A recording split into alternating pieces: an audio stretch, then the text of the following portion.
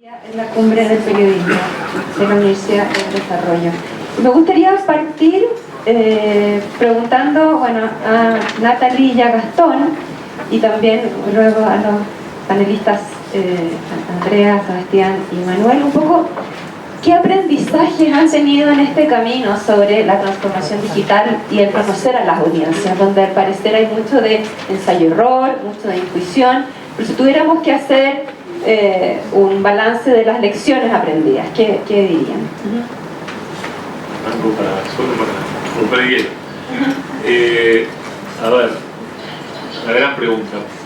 Los aprendizajes, que siempre hablo desde mi lugar, ¿no? No voy a intentar teorizar sobre esto, pero en primer lugar, creo que fue muy importante romper el prejuicio que había.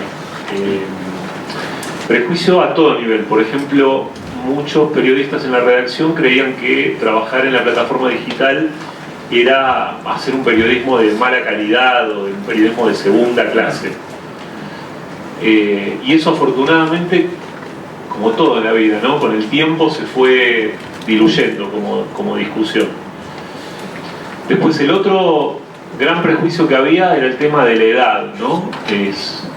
Periodismo digital, el periodismo de nuevas plataformas es solo para gente de menor edad. La gente grande tiene que seguir haciendo periodismo serio en las plataformas tradicionales.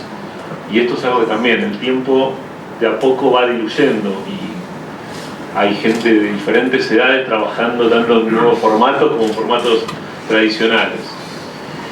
Y en tercer punto, el otro aprendizaje es el tema que yo mencioné muchísimo, que es el trabajo en equipo.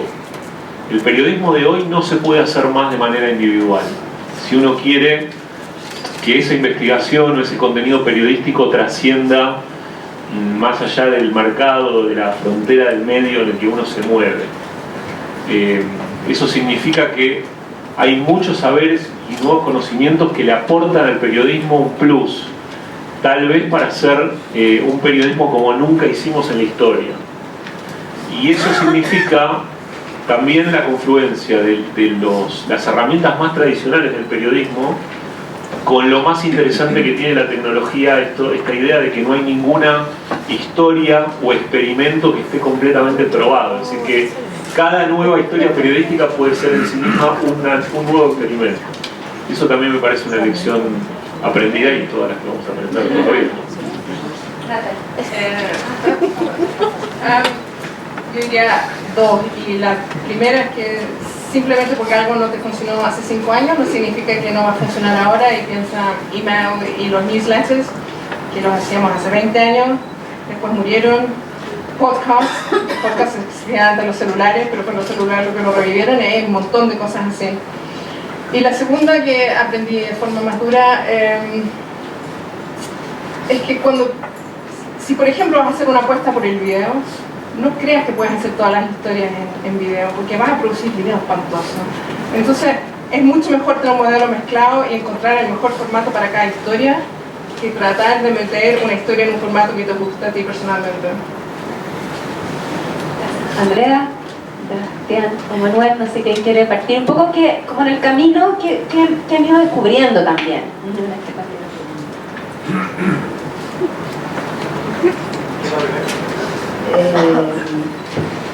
Yo creo que, bueno, me sumo a lo que han dicho dos grandes. La verdad es que es como abrumador mirar la presentación de la Nata. Como, no queda, sí, la conozco cuando era una reportera de la revista Cara. Y ahora uno va a Londres y no siempre tiene suerte de poder hablar con ella. Yo voy a ir a otra cosa a lo mejor anterior, porque claramente no estoy en el nivel de los problemas que tiene ni La Nación ni la BBC. Pero me parece que una cosa que aprendí, y no sé si lo hemos resuelto, es que las escuelas de periodismo o la formación de los periodistas ahora debiera ser, creo yo, con los diseñadores y con los ingenieros al lado. O sea, me parece que esa parte de la formación nuestra debe ser un conjunto en conversación con ellos, y la sala de redacción debiera integrar como mínimo esas 3 disciplinas, aunque el periodismo será una disciplina. Y eso parece que es es una manera de pensar distinta. Nosotros estamos un poco lejos. Por ejemplo, yo veo en los medios que a mí me toca participar, que el área digital es como el área digital. Entonces está como separada. Yo sé que no es el caso de La Nación y nosotros miramos mucho La Nación como ejemplo de transformación. Y ahí yo creo que ya partimos con un problema. Entonces, todavía nos falta integrar nuestras cabezas para poder integrar la decisión de sentarnos juntos esas tres áreas. Un poco los prejuicios que decía también Gastón, las diferencias de edades de repente. Sebastián, no sé si nos puedes contar un poco también en la tercera, donde han hecho también un cambio importante. Mira, primero que todo, buenos días. Y creo que voy a coincidir con Andrea, las dos presentaciones son muy contundentes y son muy atingentes también en términos de los desafíos que estamos enfrentando. Yo quisiera hablar un poquito más de la experiencia para sumarme a puntos que me parecen relevantes. Un tema, por ejemplo, que es verdad. Hoy día nosotros estamos compitiendo por atención. Y eso es algo que Natalie lo acaba muy claro en su presentación y que es verdad. Nosotros cuando en la tercera pensamos en lanzar una suscripción digital a partir de contenidos, el rival de la tercera no era el Mercurio. Nosotros estamos compitiendo contra Netflix, estamos compitiendo contra Spotify, estamos compitiendo básicamente contra cualquier cosa que esté en este aparato. Y la realidad hoy día es móvil. Y es algo que es complejo porque yo diría que incluso hoy día los periodistas lo entienden mejor, y aquí voy a poner un factor extra, que las agencias de publicidad. Hoy día yo creo que el peor enemigo de la modernización del periodismo son las agencias de publicidad, porque ya han atrasado bastante el desarrollo de este país en temas de periodismo digital, porque se siguen pidiendo, solicitando y planteando formatos que son de hace 10 o 15 años. Yo en eso lo que daría sí es una nota de optimismo en términos de la capacidad que tienen los periodistas y los equipos periodísticos para adaptarse. En la tercera hemos tenido una experiencia bastante sorprendente por lo positiva cuando nos empezamos a meter en conocer a las audiencias.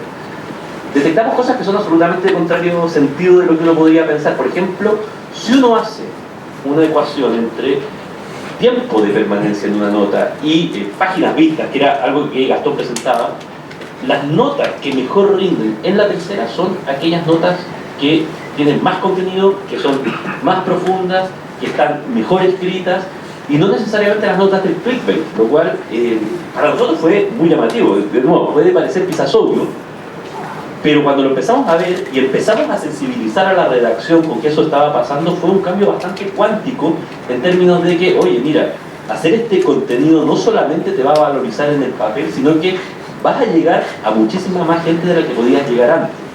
Y en un segundo punto, uno tiende a pensar que los periodistas en general no entienden mucho de métricas o no les interesa, y mi experiencia es absolutamente la contraria. Cuando yo veía los paneles de Gastón, nosotros siguiendo a La Nación, aquí no vamos a... De hecho Gastón, y creo que no estoy clasificando nada, también nos apoyó con algunos tips cuando estábamos conversando en suscripción digital. Tener paneles o tener información o mostrar a los periodistas qué es lo que está pasando es un insumo muy poderoso, y los periodistas lo agradecen muchísimo. Les encanta tener puntos de referencia, les encanta entender. No significa siempre que uno se va a guiar por lo más cliqueado o lo más leído. Las decisiones editoriales siguen estando, pero hacer eso transparente genera una sensación de equipo. Yo en ese sentido, como les digo, para abrir esta conversación, más bien yo quería plantear una nota positiva, porque creo que aunque vamos lento, vamos bastante bien, y creo que en general el material periodístico está mucho más dispuesto de lo que uno podría presuponer al comienzo a esta transformación. Gracias. ¿Cuál es tu mirada, Manuel? Hay varias cosas. Yo me parece darle un poco como la perspectiva de hasta preguntas también, y de hecho no sé si puedo ofrecer muchas certezas respecto o comentarios que quizás pueda cambiar de aquí a media hora más, digamos. La verdad es que una de las primeras cosas que uno ha descubierto en este proceso es que lo que te ha planteado la digitalización finalmente es que no hay necesariamente un camino, ¿ya? cuando teníamos como medios mucho más segmentados por un lado escrito, por otro lado la radio, por otro lado la televisión, etc. Como que parecía posible que hubiera como un referente y todos más o menos siguieran ese referente y iba más o menos bien. Ahora eso no es tan claro, y lo que da abierto a digitalización es como un amplio espectro de estrategias que pueden funcionar. Y como ninguna ha sido del todo exitosa sistemáticamente durante mucho tiempo, entonces todavía estamos todos, yo creo, en una fase de experimentación. Eso es como una primera cosa. Y dentro de eso, si bien todos competimos por atención, no necesariamente competimos por el mismo tipo de atención o por la misma frecuencia de atención. O sea, no necesariamente de las 80 veces que las personas toman el teléfono, yo quiero que tomen 79 veces a leer el diario. ¿Ya? Entonces, quizás me interesa que lo lean una pura vez, pero súper bien. Y esa puede ser una estrategia, y que va a ser quizás puede ser tanto más rentable como que aspirar a que me vean más que a Netflix. Son distintas opciones. Dentro de eso, yo creo que lo más importante de esto ha sido, y lo más difícil, y yo creo que el gran desafío también de espacios como este, es que la vorágine de posibilidades que tenemos para hacer no nos haga olvidarnos de qué es lo que tenemos que hacer. Digamos, o sea, que todo lo que podemos hacer no nos haga olvidar de cuál es nuestro core business al final. Y en eso cada medio tiene su posibilidad de diferenciarse. Esa es un poco la pregunta 4 que se plantea Natalie, de qué es lo propio de nosotros. Y eso es lo que nunca se nos puede olvidar, porque de repente nos vamos a terminar convirtiendo como en youtubers, y eso no lo vamos a hacer bien, en vez de ser periodistas en profundidad. En el caso de Mercurio, la apuesta ha sido por tratar de apostar por lo que nosotros creemos que hacemos bien, y no dispersarnos en cosas que creemos que vamos a hacer mal.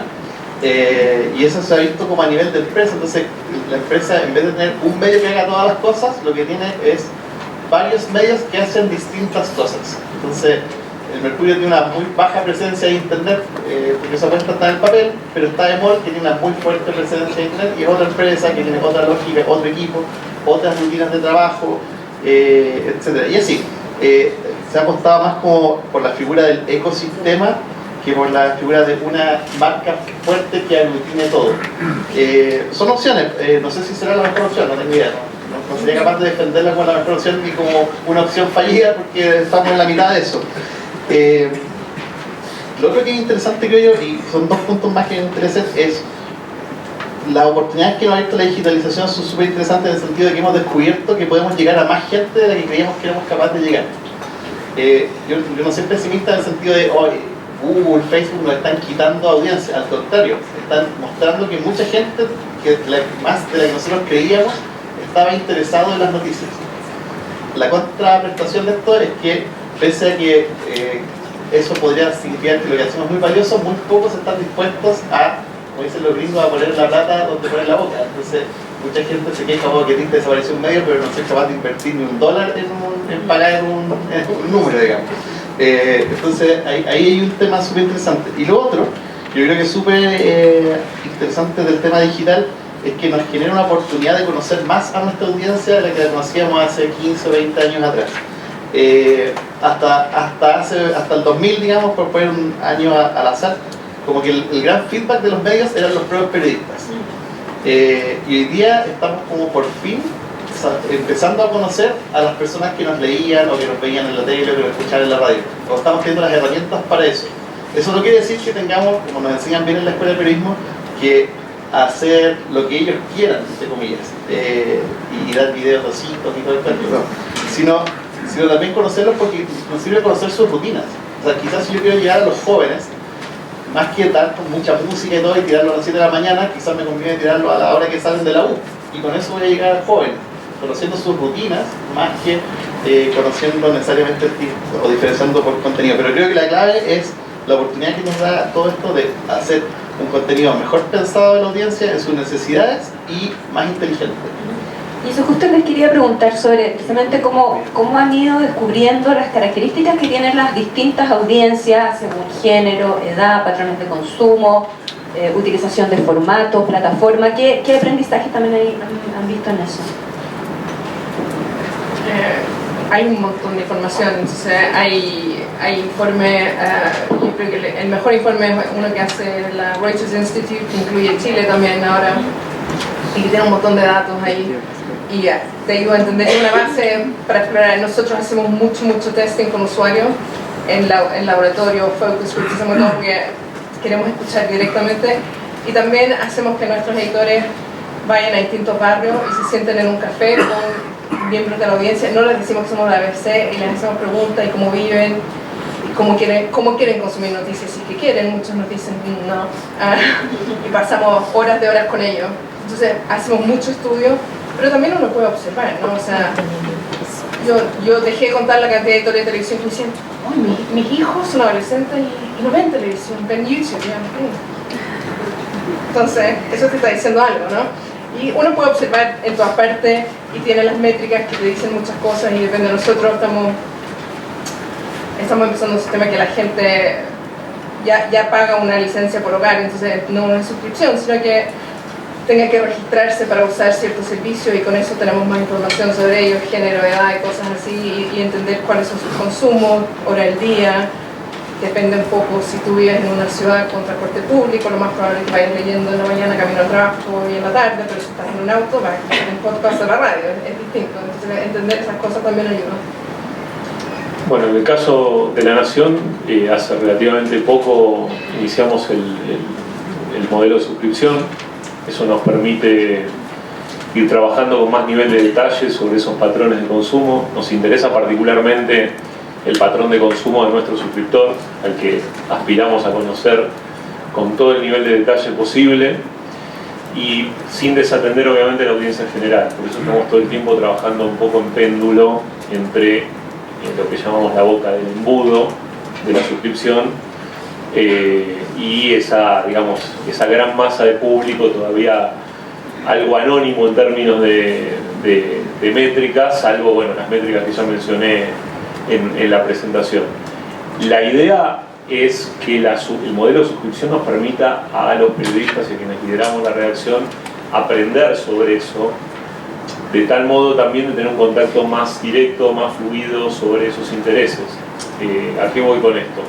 Me imagino que ese modelo se perfeccionará al punto de saber concretamente cuál es la hora de consumo pico de ese suscriptor, cuál es el dispositivo que más utiliza, cuáles son las horas del día donde más se conecta con la marca, qué marcas valora más, un poco más de consumo por fuera del medio, para entender si estamos hablando de un profesional, de un estudiante, de una ama de casa, de un médico o de una médica. Entonces el nivel de datos que vamos a empezar a tener en función de que esta es otra cosa que quería decir acá a lo que comentaba recién el colega del Mercurio, es que los equipos de Big Data en los medios van a crecer.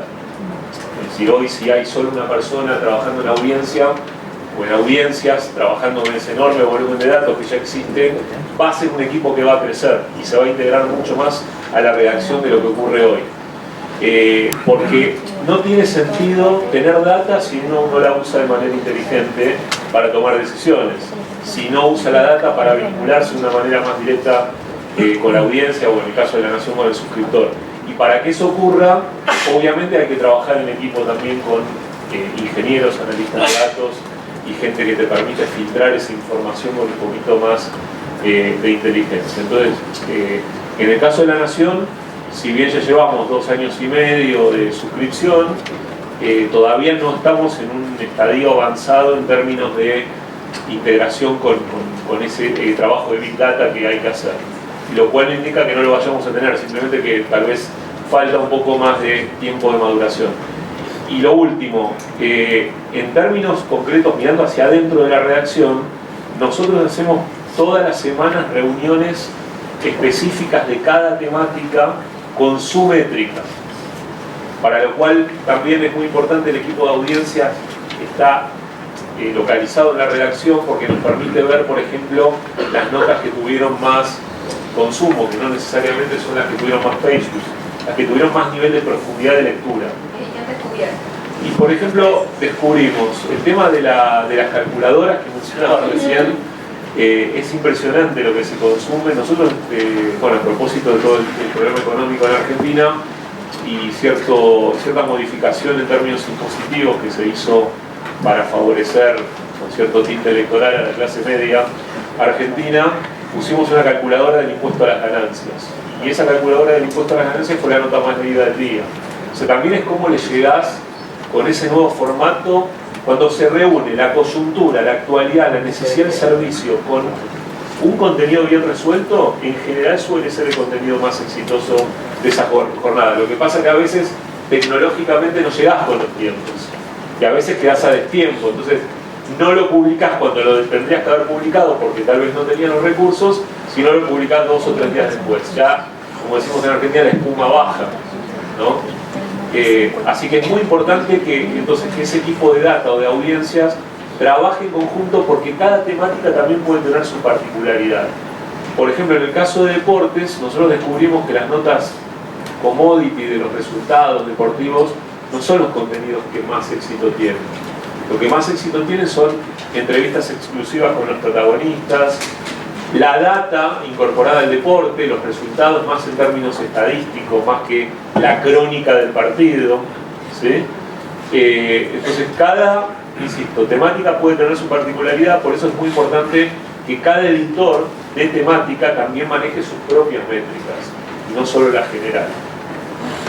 Sebastián, no sé si nos puedes contar un poco, tú como editor de audiencias, que han ido descubriendo, aparte de lo que nos comentaste de esa sorpresa de las noticias más largas y profundas.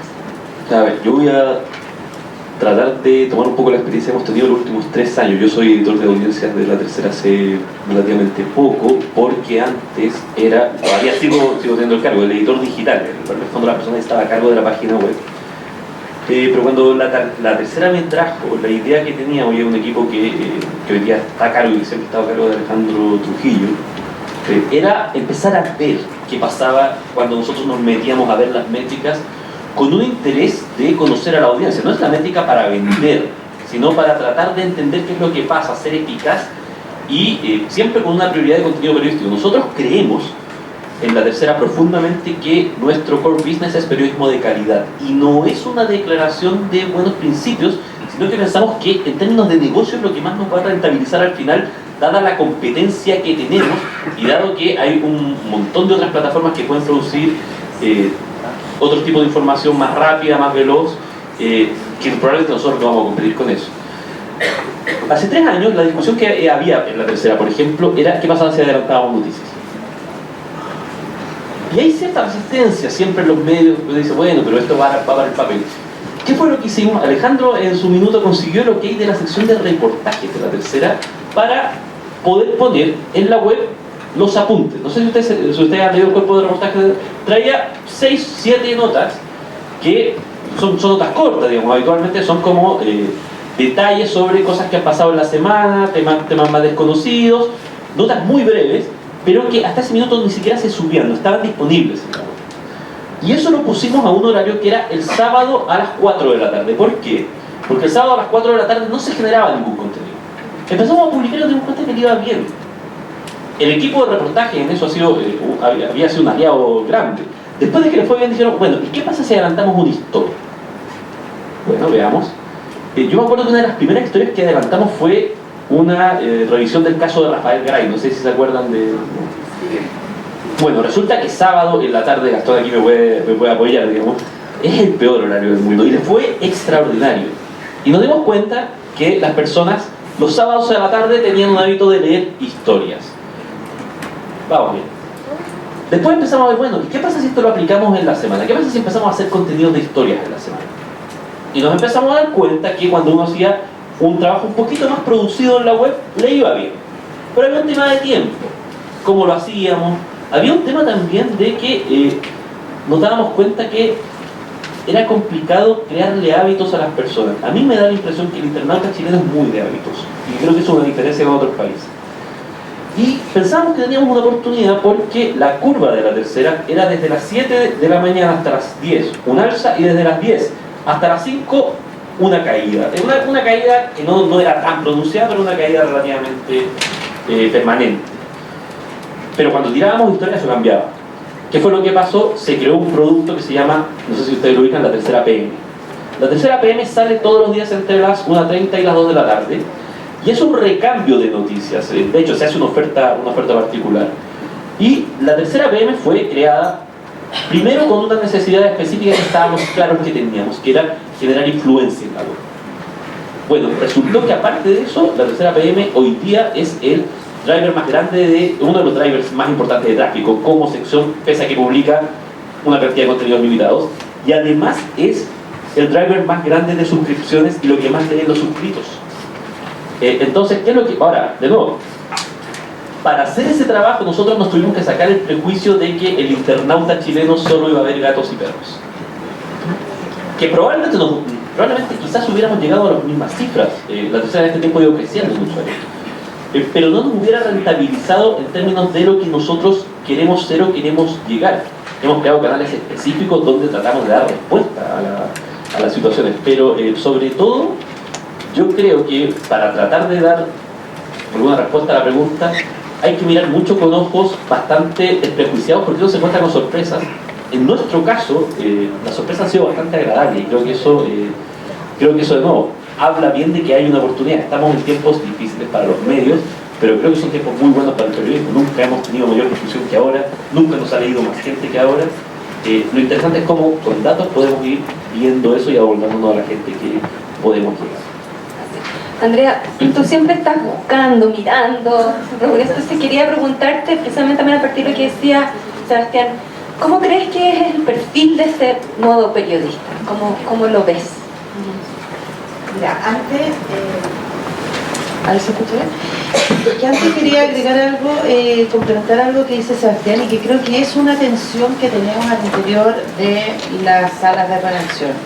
Y es si nosotros, los periodistas, tenemos que ir a buscar a esas audiencias con toda la tecnología y con todos los elementos de atracción que tenemos hoy día para atraerlos, con aquellos contenidos periodísticos que como periodistas consideramos que son relevantes y que la audiencia quiere conocer, o tenemos que ir a complacer a las audiencias con aquello que las audiencias nos dicen que les interesa, que no siempre está en acuerdo con lo que los periodistas editorialmente sentimos que es relevante que conozcan.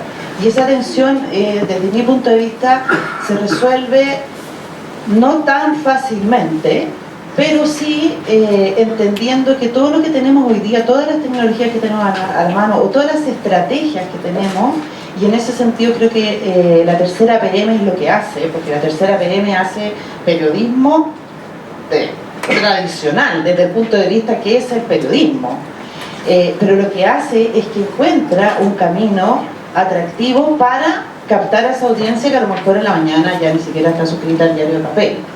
Entonces creo que esa es la forma como tenemos que ver la oferta, digamos, de la tecnología y cómo se está desarrollando la tecnología y para qué nos sirven las métricas. Es cómo llegamos a esas audiencias con aquella decisión editorial que desde mi punto de vista no ha variado. O sea, al final los criterios para seleccionar qué es relevante y qué no es relevante, desde mi punto de vista no ha variado tanto. Yo pertenezco a una vieja guardia, lo reconozco, que me tuve que subir al carro en el camino. Ahora, muy corto respecto del perfil, yo creo que seguimos necesitando periodistas, primero periodistas apasionados. A mí me llama la atención y también creo que ahí hay una diferencia. La pregunta que nos deberíamos de hacer es ¿para qué hacemos periodismo? ¿Y por qué hacemos periodismo?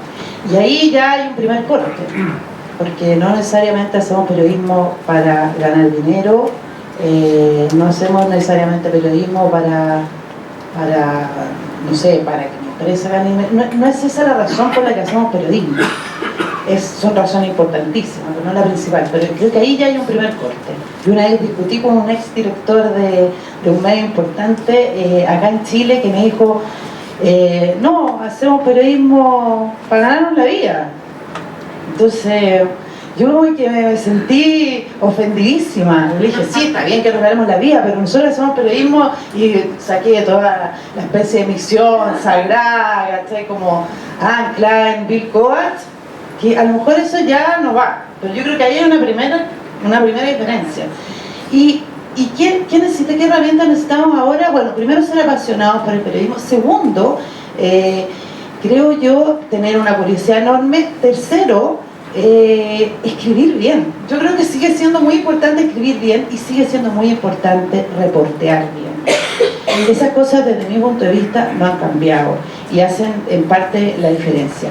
Y luego, yo lo que recomendaría así a cualquier estudiante de periodismo hoy día y también a cualquier persona que ya lleva algunos años, es que hay que meterse en el mundo de los datos. O sea, yo creo que si uno hoy día no es capaz de investigar con datos, se está perdiendo la mitad del mundo, y es ahí donde está, desde mi punto de vista, la buena historia. Sí, por supuesto. A todo lo que dijiste, que suscribo 100%, diría también que necesitamos periodistas informados. Una de las grandes falencias que tenemos es que a veces las discusiones editoriales que tenemos las tenemos que en base a nada, a la nada misma, o sea, a lo que se nos ocurre.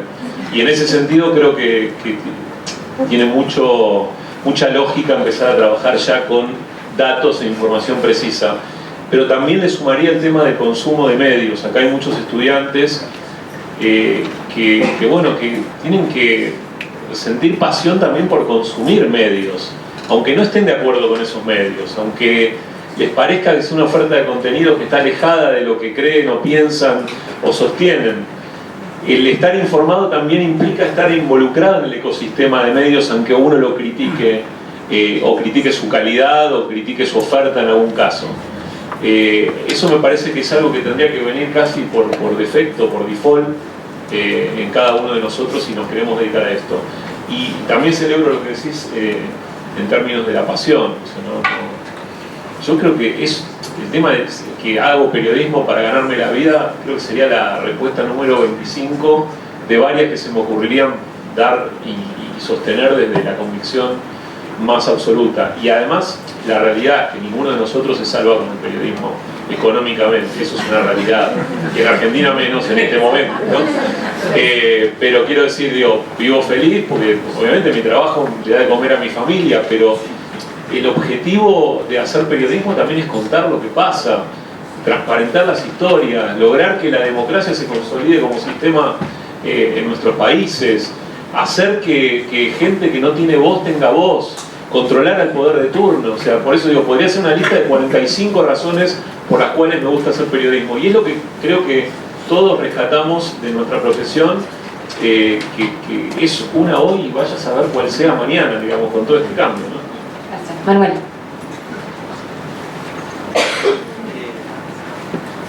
Sí, quise no estar de acuerdo con lo que se dice. Yo quería agregar como una dimensión que es que si bien yo creo que todos, y creo que aquí los que estamos acá compartimos este punto de vista de la pasión y de la misión del periodismo, creo que debido al escaso campo laboral que hay en los medios, este aspecto se nota menos en quienes están llegando a las redacciones. Y hay más esa visión de para vivir. Y de hecho se nota en que cuesta mucho retenerlo. O sea, yo envidio la cifra que mostraste tú de etaria, digamos. Ojalá tuviéramos algo similar a eso. y eso ustedes ya lo vivieron, incluso ya hubo una transformación que sigue en proceso. Pero en verdad miro con envidia ese número. O sea, en el caso de las redacciones nuestras, yo diría que el promedio de edad debe estar en torno a los 35 años. O sea, siendo súper optimista, digamos. Claro, siendo generoso, yo creo que está mucho más abajo incluso. Y esto pasa en buena medida por muchos probablemente no están muy conscientes del aporte social del periodismo y del buen periodismo, y mucho más de, sabéis que yo entro a un medio, me hago un currículum un año y después me voy a una agencia o me voy al gobierno, y todo lo que aprendiste del carácter del periodismo se transforma en otra cosa, digamos, rápidamente, cuando en realidad todavía la esencia de lo que es ser periodista está en los medios. Eso como un primer matiz. Lo otro, cuando hablábamos de las competencias de los periodistas, una diría que es esa. Ojalá que fuera una competencia sentir la pasión por informar y por lo que significa ser periodista. Yo creo que eso es clave, sobre todo si consideramos la vorágine en que se vive, y que el mejor ejemplo lo venía Natalie, en el sentido de de estar 24 horas, o sea, eso solo lo puede hacer alguien muy apasionado, a alguien que le guste mucho. Para una persona normal que no siente esta pasión, esto lo mata en muy poco tiempo. Es un ciclo difícil, que como todos sabemos no es tan bien pagado, esa es la gran retribución, es vocacional. Y la demanda por vocación yo creo que es súper importante. En demandas más técnicas yo diría súper importante lo que dice Andrea en el sentido de que necesitamos datos, o sea, mucha gente estudia periodismo porque le cargaban las matemáticas y eso no puede ser. Necesitamos como ver un número y no correr, y no nublarnos. Todavía hay mucha gente, incluso con cargos editoriales, que dicen, ya no me hablé de números porque no entiendo. O sea, eso no puede ser, o periodistas que le dicen, oye, este año hacer el puente costó $25.500 millones y lo anotan como que fuera un dato posible. Esa cosa crítica no hace falta. Y lo otro es todo lo contrario también. O sea, también desdigitalizar el reporteo. Lo digital es una parte súper importante, nos conecta, nos facilita las cosas, pero es una dimensión del mundo. El mundo sigue siendo, hola, ¿cómo estás? Sigue siendo conversar con otras personas, moverse por la ciudad y no reportear solo, Google no está en Google, no existe. Hay mucho más que Google, pese a que nos cueste creerlo después de todo lo que hemos visto, pero es cierto, o sea, y eso se ha perdido mucho, la competencia del trato uno a uno, de cómo convencer a alguien que te cuente algo, la persuasión, ganarse la fuente, eso, tener una agenda de teléfono, todas esas cosas se han ido perdiendo y yo creo que es una cuestión que hay que retomar. Sí, la pregunta, perdón. No, que yo creo que también es súper importante saber a quién le habla uno y tenerlo muy claro. Porque, por ejemplo, en la experiencia nuestra, en Tele 13 somos un Canal 13, un medio masivo, y Tele 13 le tiene que hablar a una masa mucho más heterogénea, menos a lo mejor identificada por nosotros, quiénes son. Pero, por ejemplo, en la radio, en Tele 13 Radio, nosotros tenemos claro que le estamos hablando a la audiencia, a una élite. ¿Y por qué nos interesa esa élite? Porque esa élite es la que toma las decisiones en el país. Entonces es distinto, porque a veces nos dicen, oye, pero ustedes son muy elitistas, tienen temas que, por ejemplo, hablan mucho de política y a la gente no le interesa la política, pero nosotros sí sabemos a quién le estamos hablando, y esa élite es la que está tomando las decisiones que van a afectar a esa otra gente que no le interesa la política. Entonces también creo que ese es un punto que los periodistas nos tenemos que tener claro a quién le estamos hablando cuando hablamos. Perdón, quiero agregar una cosa más a eso, un poco distinta, que yo creo que nosotros después de mucho tiempo, empezado a contratar a mucha más gente joven, y no es simplemente porque saben usar un teléfono, pero es porque traen una perspectiva distinta. Y nosotros como misión tenemos la universalidad, tenemos que llegar a toda la población, y la gente joven es parte importante de su población, y yo, como una mujer de casi 50 años, no sé lo que les interesa a una persona de 18 y no puedo dictar eso. Entonces, no significa que te contrate como periodista joven y tú dices, yo esas cosas, esas latas gobierno no quiero hacerlo, quiero hacer una cosa sobre mi identidad, pero sí es una parte importante de la conversación, creo, y sí aprender a articular eso y traer eso a una redacción en una forma seria y pensar en cómo puedes desarrollar la idea es muy importante. Pero solo enfatizar un punto que decía Antonio, que me parece muy importante en este auditorio que está lleno de futuros periodistas: vean otros medios, aprendan de medios, lean de medios, porque nadie inventa la rueda. Y hoy día hay un ambiente, yo creo que de las cosas buenas que ha dado esta crisis económica del periodismo, hay un ambiente muy colaborativo y muy de compartir experiencias, que es muy rico. Yo, digamos, porque tengo a dos personas acá, voy a hacer los dos casos, como decía antes. En el caso de La Nación, la tercera, para hacer la estimación de cómo le iba a ir con sus suscripciones digitales, consultó al caso más cercano que tenía, que era Argentina, que podía ser la realidad más parecida, y Gastón nos ayudó, y la gente de Clarín también nos ayudó, y eso nos ayudó a hacer un estimado que va bastante correcto, nos va un poco mejor incluso el estimado, lo cual es muy bueno, pero nos ayudó a tener expectativas, una colaboración. Dos, cuando nosotros empezamos a ver el tema digital, 3 años en la tercera, una cosa que nos llamaba mucho la atención es que las notas más leídas siempre eran las de BBC. Nosotros decíamos, bueno, ¿por qué? Aparte de los temas, que eran muy interesantes. Y empezamos a ver que BBC Mundo tenía una estructura de título y era completamente ajena a la estructura recomendada de SEO. ¿Qué es lo que pasa? Que la estructura de SEO de 58 caracteres y que es razonable y que funciona en muchos niveles, es una estrategia que está también fundamentalmente apoyada en el idioma inglés. En el caso nuestro, cuando nosotros convertimos nuestros titulares a titulares más tipo BBC, compuestos con 2 puntos, que de repente tenían, no sé, 120 caracteres, notamos un impacto bastante inmediato en el alcance de notas. Incluso notas, nosotros hacíamos test A/B, tirábamos una nota con el título que hubiéramos hecho previamente y con el título nuevo, y el título nuevo le rendía más bien porque la gente tiene ciertas formas de consumo y de atención que son bien particulares. Entonces son cosas que si uno no hubiera estado mirando otros medios o mirando otras experiencias no hubiera podido tomar, por lo tanto, y eso hoy día entre comillas es gratis, o sea, mirar otros medios, aprender de otros medios, creo que hoy día para un periodista es absoluto requisito, más con todo lo que se ve. No, yo quería agregar, tenía un compañero de trabajo, una anécdota, ¿no? Que tenía en su monitor un cartel que decía enemigo público número 1 del Excel, y lo tenía así bien visible para que lo viera todo el mundo. Y ese compañero, que trabaja en otro medio hoy, es uno de los integrantes del equipo de datos. O sea, digo, resistencias que pueden existir. Después, cuando la gente inteligente que es resistente ve cómo puede evolucionar su carrera y hacia dónde puede ir, esa resistencia es anecdótica. Digo, les cuento esto porque ese caso que me quedó como más grabado, porque era una persona absolutamente reactiva, o sea que no había manera de explicarle lo que era el periodismo de datos, la importancia que tenía mirar los números, las métricas. Y si esa persona que en algún momento fue tan resistente, digamos, venció esa resistencia y adoptó esa metodología de trabajo, es porque evidentemente era inteligente y se dio cuenta de lo que le podía aportar también el resto de la gente con la que trabaja hoy en ese sentido, ¿no? Y no dejó de ser periodista de investigación y no dejó de hacer notas muy relevantes y de repercusión.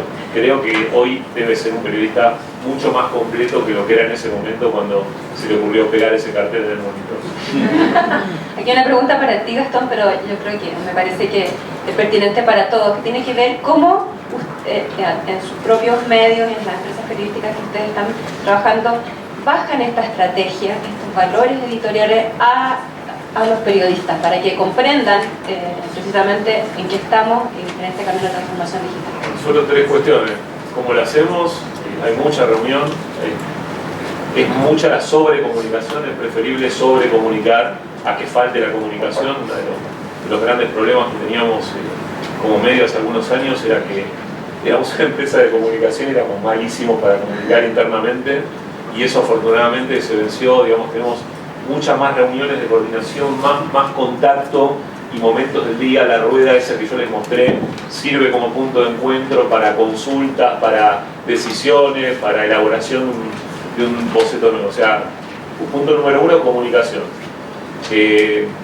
Punto número 2, también hay una, y esto creo que no lo dije en ningún momento, me parece muy importante, me he olvidado de 1000 cosas importantes, pero el liderazgo de arriba hacia abajo, que parece algo muy piramidal y jerárquicamente de otra época, hoy es muy relevante. O sea, lo que transmite el liderazgo de una empresa, tenga la dimensión que tenga, es decir, del número 1 al último cronista o redactor, es muy importante, porque si la transformación y el cambio no se adopta en todos los niveles de esa estructura, esa transformación y cambio no es posible. Entonces el número 1 de la redacción tiene que estar convencido de lo que está transmitiendo y también demostrarlo en los hechos.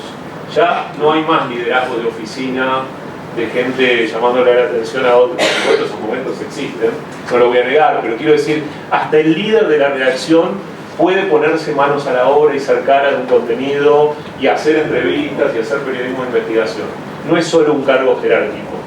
Y es muy importante que eso sea transparente y se exprese. Y el tercer punto, también que me parece muy importante, es que si el medio tiene un espíritu que fue guiando el periodismo en todas las épocas, yo un poco les mostré ese pequeño documento de periodismo, de pautas de periodismo multiplataforma de la Nación, guía de estilo y demás, es muy importante sacarlo en este momento. O sea, hay mucha discusión con el tema de la desinformación y la fake news, y ahí las marcas que trabajan en algún tipo de nivel de calidad son muy relevantes en este ecosistema.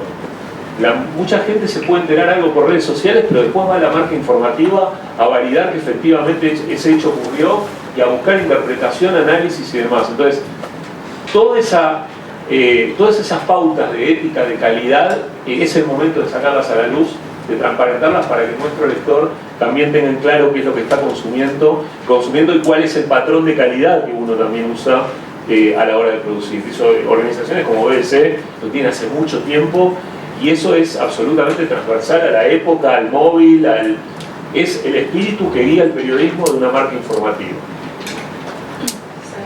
¿No quiere agregar algo? Sí, Manuel. Que están como en el trasfondo de todo esto y que tiene que ver con que todo lo que estamos hablando, que obviamente que los medios intentan generar periodismo de calidad, análisis de datos, ojalá estar de la mejor manera en distintas plataformas, es súper caro. Y ella me llamó la atención, hace poco estaba conversando con una persona que salió por un tiempo de los diarios y se reinsertó como a los 5 años del año pasado en un buen cargo, en un cargo alto. Y me decía que una de las cosas que más notaba desde que salió y entró es cómo se habían ido tendiendo a unir mucho más o a romper esta muralla de Chile que existió siempre entre las áreas comerciales y las áreas periodísticas. Cada vez, no en el sentido de que uno esté vendiendo noticias, ¿no? Eso nunca debería pasar, digamos, y eso mata un poco al medio, que su gran capital es la cabecera, la credibilidad. Pero sí de ser consciente de la necesidad de valorizar el contenido de alguna manera, de estabilizar el contenido. Y podemos hacer mil cosas, pero si nadie está dispuesto a pagar por eso, estamos complicados, digamos, o sea, no vamos a poder seguir haciéndolo mucho más tiempo. Y la sustentabilidad financiera en el medio es súper importante. O sea, uno envía consciente el modelo que desarrolló Inglaterra con la BBC, de hecho, que permite tener mucha libertad en ese sentido y experimentar quizás mucho más que nosotros, y por eso también nos sirve como referente porque la inversión también en experimentación ya la hicieron ellos y sabemos que funcionó y que no, digamos, pero en el caso de los medios como los que estamos acá, digamos, que tenemos que lidiar con las fuerzas del mercado y con las agencias de publicidad y todo el tema, ahí hay un diálogo que tiene que irse generando, que tiene que ir evolucionando. O sea, hay cosas complicadas, o sea, como que la agencia de publicidad no funciona en febrero, por ejemplo. Entonces tú, cualquier cosa que quieras hacer en marzo, tienes que haberla pensado en diciembre, porque si no, no hay cómo funcionar. Y ese tipo de cosas que son como del siglo pasado, desde las agencias de publicidad, son un tema súper importante. Diría que eso es como para tenerlo en mente. Una pregunta rápida nomás.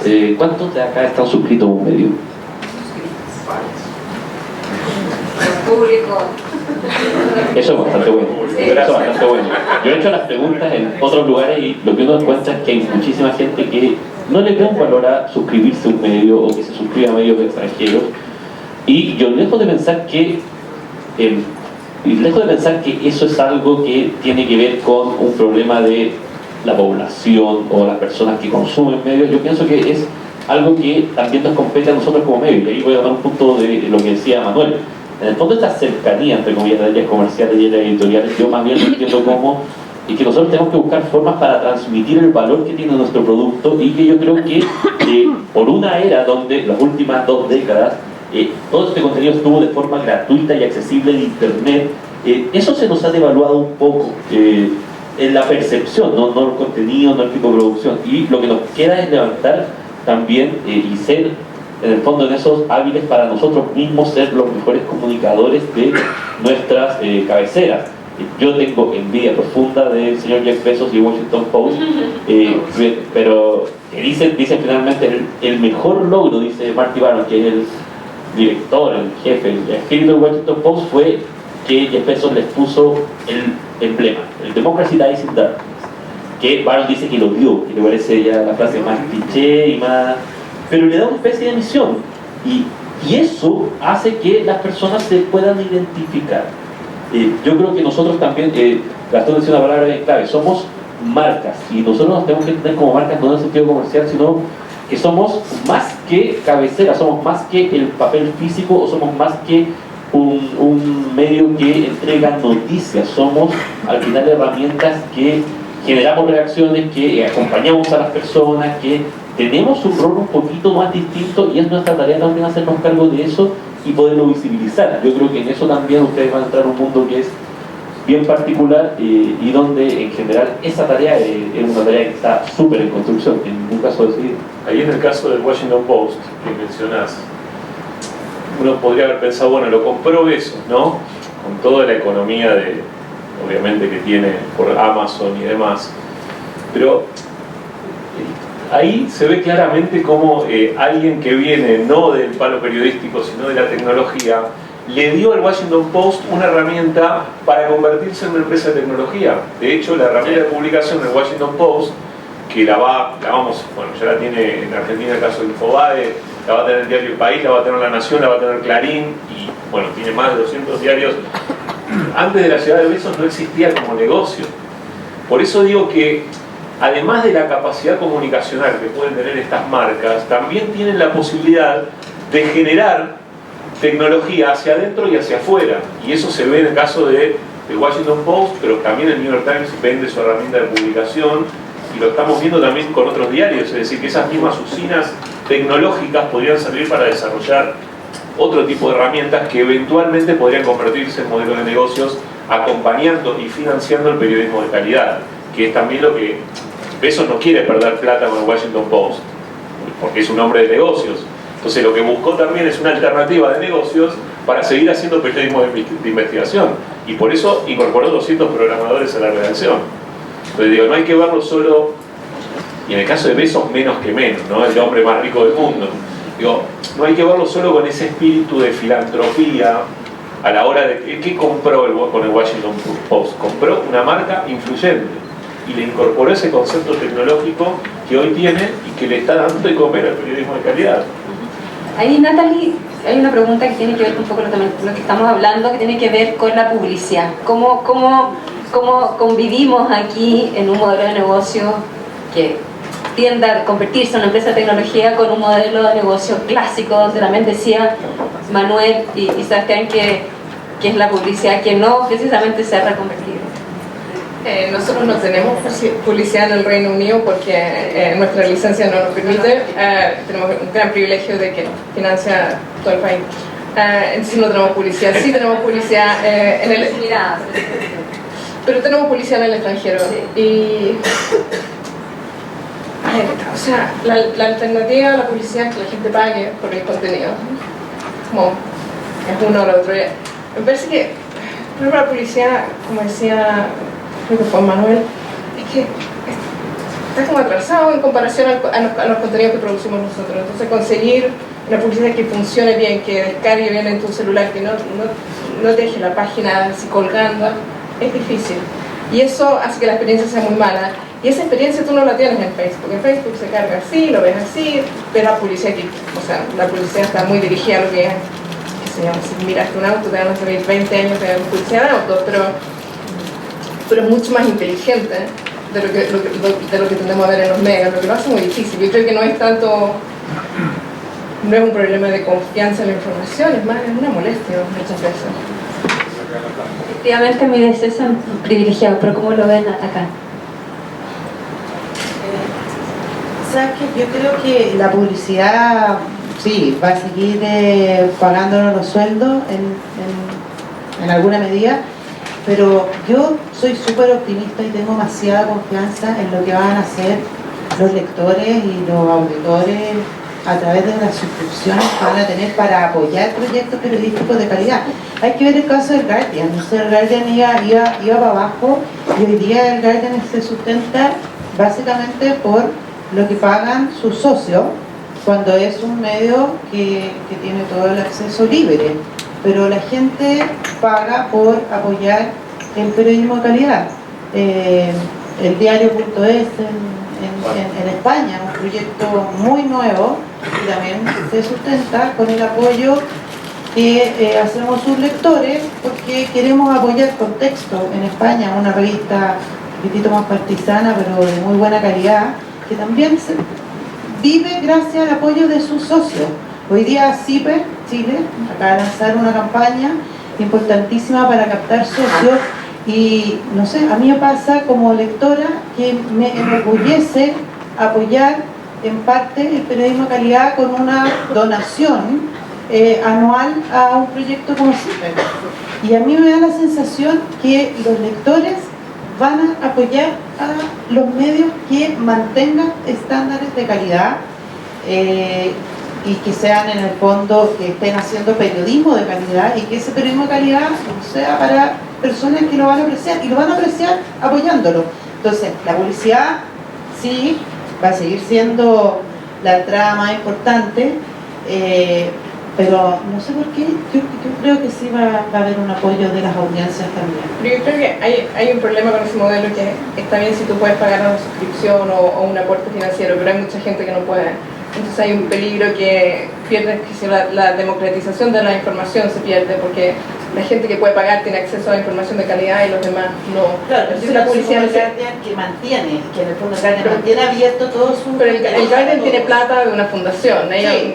Y mucha. Entonces, sí, pero ha sumado todo lo que ha sumado con sus socios. Sí, pero ellos pueden mantenerlo abierto, pero eso no es una realidad para todos. Entonces yo creo que siempre hay una tensión ahí, y la publicidad siempre se va a estar para la gente que puede pagar, que también tiene derecho a acceder a información de calidad, ¿no? Porque si no vas a tener un gran segmento de la población que no están bien informados, que es peligroso.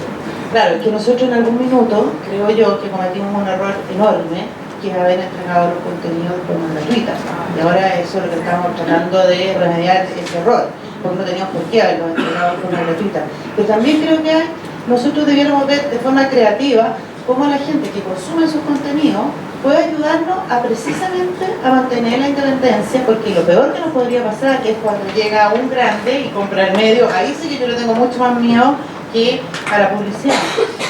Entonces tiene que ver también con cuánto valoramos la democracia, con cuánto valoramos la independencia, tiene que ver también con eso. Yo voy a poner el toque pragmático acá. Una publicidad que se cargue en 9 segundos como se carga la publicidad chilena no tiene ninguna viabilidad de seguir existiendo, y es una pena que las marcas no lo entiendan así. El señor Jeff Bezos hoy día tiene como prioridad puesta Art Publishing, que es la suite que vende, digamos, todo el tema de publicación de contenidos, que baje esa carga de publicidad a máximo 4 segundos y que cargue después del contenido. Estamos muy desfasados. La publicidad no solo es molesta porque no se entiende, sino porque además va muy atrás de incluso la modernización que ha hecho a duras penas el periodismo. Ahí existe un tema. Yo creo en el modelo freemium. De hecho, el modelo de La Tercera en algún punto es freemium. Uno tiene una cantidad de artículos para consumir, luego si uno se registra tiene más artículos, después de eso llega el muro de pago. Pero efectivamente hay un problema, y hay un problema estructural en el modelo, lo queramos o no, lo defendamos o no, de publicidad, porque los grandes players se están moviendo lejos de eso. Google, cada actualización que saca de Chrome viene con mayor precisión del adblocker, viene con excluyendo formatos. Google en abril pegó un golpe fuertísimo en la industria de medios porque simplemente limpió una serie de formatos que son los formatos que más le gustan a las marcas, que son formatos, a ver, feísimos. Yo no sé quién se convence por una de esas publicidades gigantescas que sale. Entonces, si alguien ha comprado algo a partir de una publicidad gigantesca y vacía y uno no puede saltar. Yo creo que no. Pero sí. No, lo que pasa es que hay un trabajo de formatos, y hay un trabajo hay un trabajo al final que se tiene que entender, porque vamos hacia un camino donde efectivamente lo que va a terminar pasando es que no va a haber publicidad, porque la misma publicidad se ha matado con estos formatos invasivos, con este modelo. La publicidad, entre otras cosas, hay un factor técnico que es bien crucial, y no han entendido, no se han modernizado.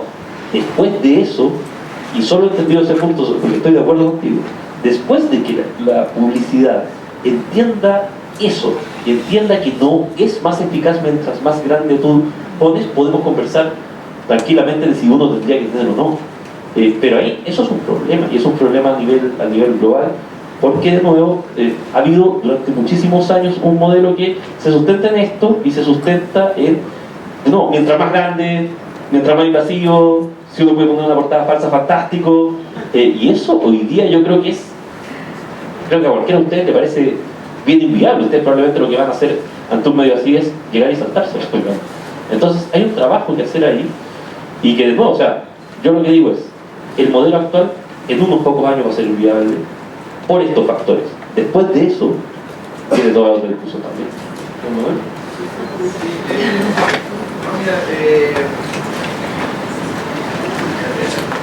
Son súper difíciles a veces de comparar medios como los que estamos comparando, digamos, y creo que lo fundamental para que los medios sobrevivan exitosamente y desarrollen un modelo adecuado es entender bien cuáles son sus fortalezas. En el caso del New York Times pueden darse el lujo de depender 80-20 de las suscripciones porque su público es todo el mundo. O sea, ellos son un diario global, no son un diario de Nueva York.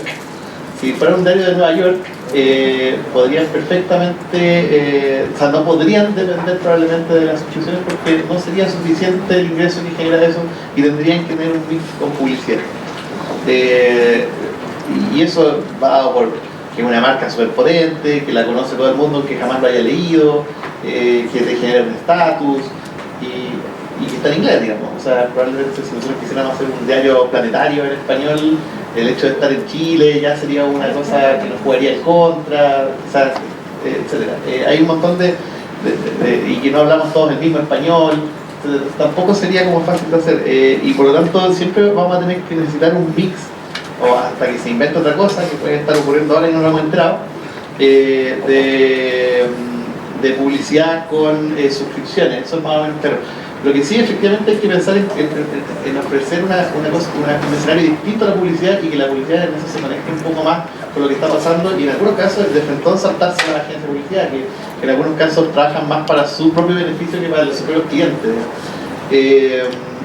Y tratar directamente con las empresas en algunos casos. Y lo que nosotros, por ejemplo, hemos hecho, y ahí podemos ofrecer una experiencia, nosotros, por una inquietud personal, surgió el cuerpo de innovación del diario, del Mercurio, que lleva ya como 13 o 14 números, y ahí lo que hicimos era una cosa que a mí me surgió como inquietud súper personal después de una experiencia reporteando el Chile Day el año pasado, que encontré que como que no... Yo fui a reportar el Chile Day y creo que lo hicimos bien, pese a que viene muy de cerca el comentario, porque por una cosa objetiva que es como que se logró el título que queríamos sacar, ¿ya? Pero para sacar ese título yo no pude ir a muchas cosas que encontraba que eran súper entretenidas y que eran como temas de futuro, entretenidos, y no pude ir porque estaba reporteando lo otro. Entonces dije, escucha, no tenemos todavía como este espacio para dar este tipo de noticias tratadas como tratamos cualquier otra noticia. Entonces se me ocurrió proponer este proyecto de hacer un cuerpo que se centrara en estos temas. Y una de las cosas que uno puede decir que se han aprendido en los últimos años es que hay mucha avidez por ideas en los medios.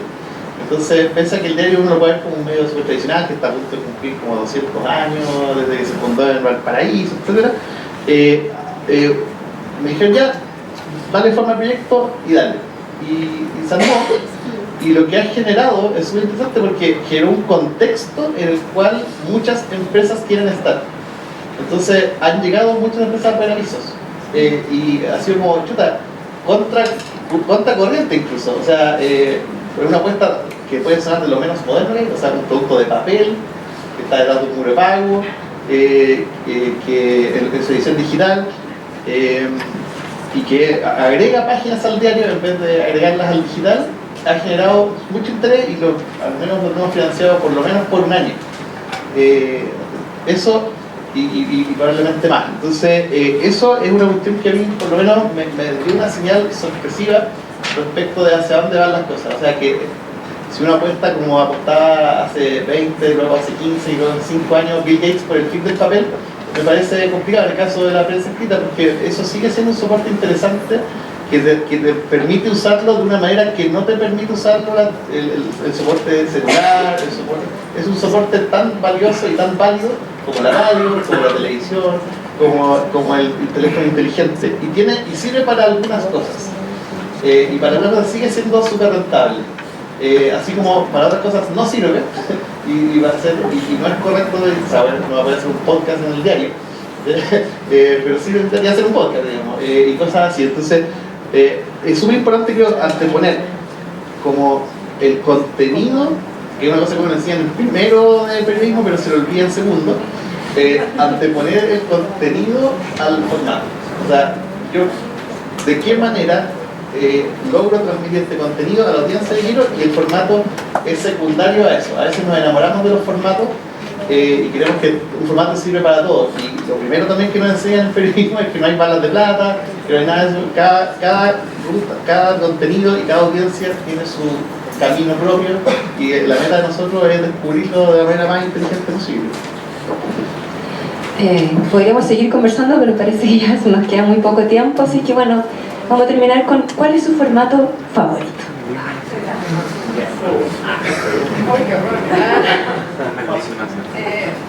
Yo creo que tengo una cierta adicción a Instagram, pero no solo por las noticias.